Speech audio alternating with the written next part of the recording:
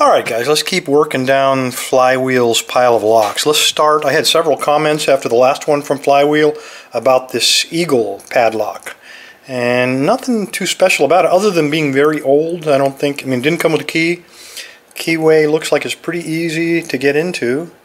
But there were a lot of questions, so we'll go ahead and try to pick this one, I guess.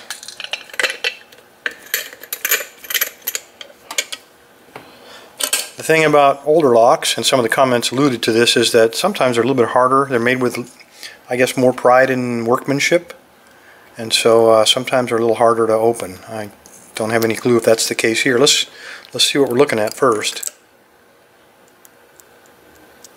Feels like a 5-pinner. 5 pins. Seems pretty floppy, so there's a good chance we got some security pins in there. That would be surprising though, a lock this old. Alright, light tension, let's assume it does have security, or at least it's made with enough precision that light tension will bind up one of the pins. I'm going to lighten up a little more because it feels like 3 of them had bound. Okay, the pin 2.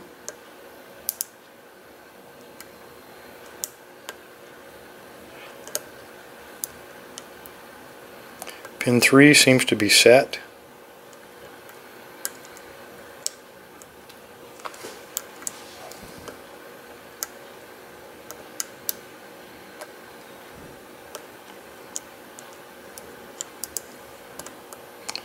It's pin 4. And there we go. Alright, so the Eagle. There are no security pins in this, guys. No, none. Just straight up 5-pin standard pins. Anyway, they're not too difficult, but what a beautiful lock. They definitely took pride of workmanship back then. Too bad we don't do that anymore, huh? Anyway, thanks for your time. Stay safe, stay legal. Flywheel, sir. Thank you for the locks.